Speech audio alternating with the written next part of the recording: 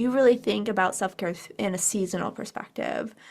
So why is it helpful for us to approach how we care for ourselves seasonally? I'm really curious to hear more about that. I'm so passionate about this because I've just basically it's how I've kind of figured out how to look after myself and my kids too. Just on a very basic level, if you are sensitive to your environment, then it makes sense to adapt how you look after yourself according to what is going on around you.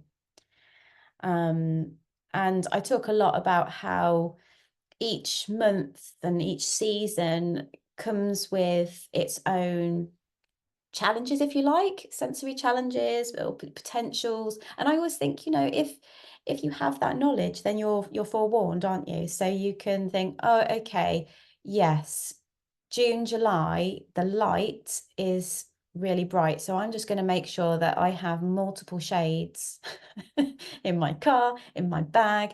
And maybe for my part of, a self-care routine, I might lie down and put an eye mask on for a little bit. And so, yeah, just on a very basic level, we need to adapt to our environment more so, I believe. I think it's good for everybody, but I think more so if you're extra sensitive. And the other thing that I found is that by working seasonally and yeah, going with the rhythm of the seasons, I automatically then become more connected to my own inner cycles as well, because it prompts you to look within. If I'm thinking, okay, so we're in autumn now, aren't we? The leaves are shedding on the trees, the trees are drawing their reserves inwards. What about me? Are my stores filled for winter, or am I feeling a bit spent after the summer? And as you start to get deeper in with this, it brings you much more closely to yourself, I believe. And when we do that, then we just become really powerful as sensitives, because we have we have the knowledge of what we need.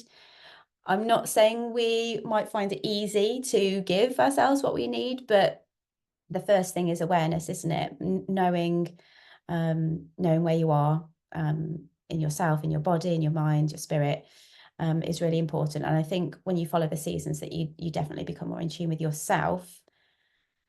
And then, that gives you an opportunity to